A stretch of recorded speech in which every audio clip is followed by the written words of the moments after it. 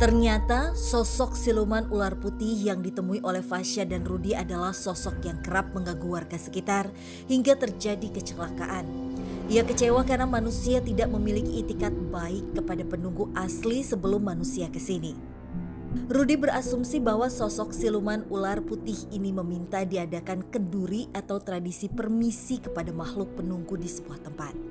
Selain itu juga diadakan doa bersama untuk makhluk-makhluk yang menempati tempat ini agar mereka merasa bisa berdampingan dengan manusia. Fas, sebentar Fas. Kepalanya tadi mendekat ke arah kamu, ke arah sana. Takutnya nanti kamu diapa-apain sama dia. Fas, ambil air. Dia minta air. Ini Kak Rudi.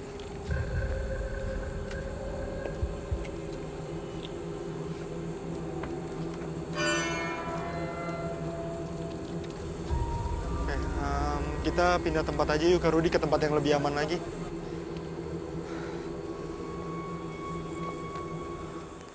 Oke Kak Rudi, aku udah dapat kesimpulannya dari tempat ini. Bahwasannya memang banyak sekali gangguan di tempat ini yang disebabkan oleh banyak juga makhluk. Tapi akhirnya kita bertemu dengan makhluk yang paling kuat di tempat ini, yaitu siluman ular ya Kak Rudi. Yang mempunyai banyak anak buah juga di tempat ini. Baik, kalau begitu sekarang kita jemput sahabat uji berani kita yuk Kak Rudi.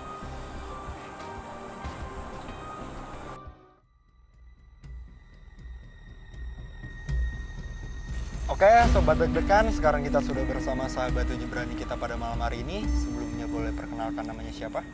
Perkenalkan, nama aku Asti, usia aku 23 tahun. Dan apa motivasi Kak Asti untuk ikut uji berani pada malam hari ini? Aku tuh kan orang asli sini ya.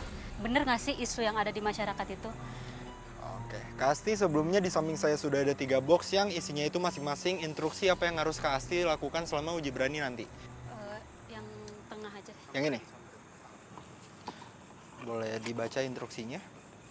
Menyisir rambut selama uji berani berlangsung. Sebelumnya Kak Asti, tim kami akan memberikan perlengkapan terlebih dahulu. Silakan. Ya, majuan lagi. Oke, kita sudah sampai lokasi uji berani pada malam hari ini.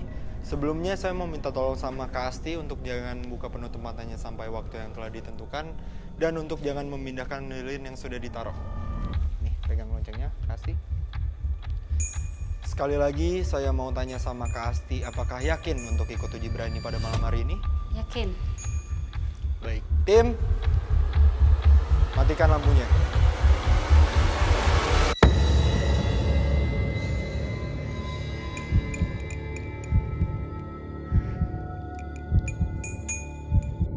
Oke, Kak Rudi, sahabat uji berani kita sudah membuka penutup matanya.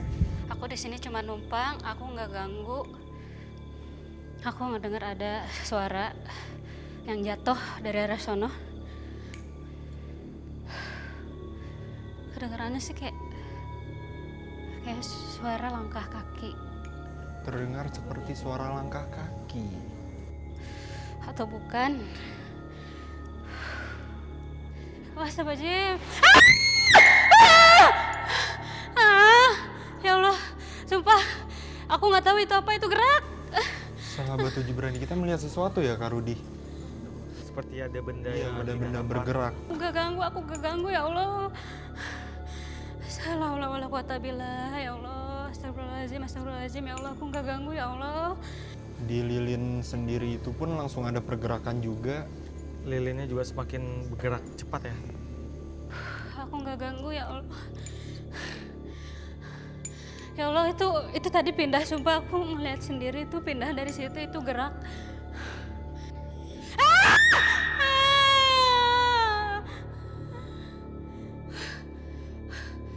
Kayak ada suara orang niup, aku nggak tahu itu apa yang. Suara orang apa? Suara orang niup. Oke, sahabat uji berani kita mendengar seperti ada atau merasakan ya seperti ada, ya seperti ditiup. Ada orang yang nggak tahu itu niup atau orang. Ya Allah, aku takut banget sumpah. Aku merasa ada yang nyamperin sebenarnya. Sahabat uji berani kita merasa kalau ada yang mendekati dia. Banget.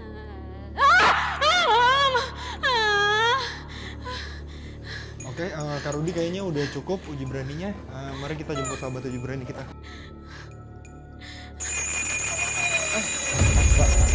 Tunggu.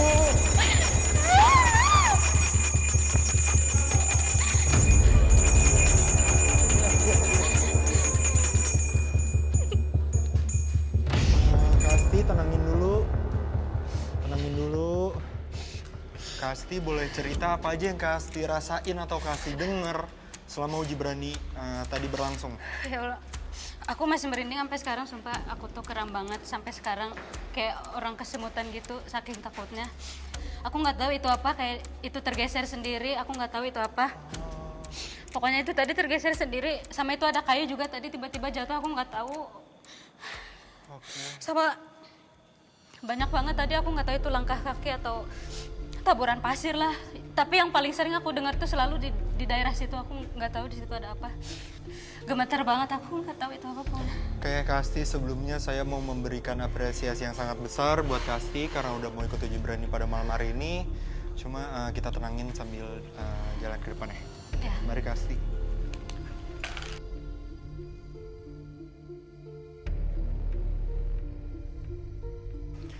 Oke, Kak Rudi, sudah cukup ya sepertinya penelusuran pada malam hari ini karena aku juga udah dapat jawabannya ya. Memang banyak sekali gangguan di tempat ini yang disebabkan oleh makhluk-makhluk di sini juga, tapi itu ada alasannya ya, Kak Rudi. Kayak mungkin sebelum pembangunan tempat ini tuh belum ada izin-izin ya, Kak Rudi. Karena ada beberapa wilayah memang karena itu kuat energi makhluk halusnya, itu artinya karena di situ ada tempat keramat. Itu adalah tempat keramat.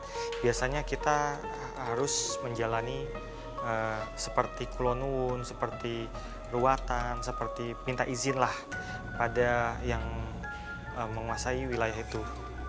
Ya, dan juga aku mendapatkan fakta sebenarnya soal tragedi si laki-laki itu ya, Kak Rudi.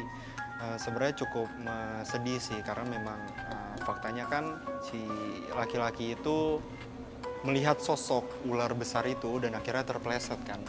Tapi berita simpang siur yang bilang kalau memang dia itu pencuri dan dia bunuh diri itu sangat disayangkan ya, Kak Rudi. Oke pemirsa, ikuti terus penelusuran kami ke tempat-tempat yang penuh dengan cerita mistis, mitos, serta bikin kamu deg-degan hanya di GTV.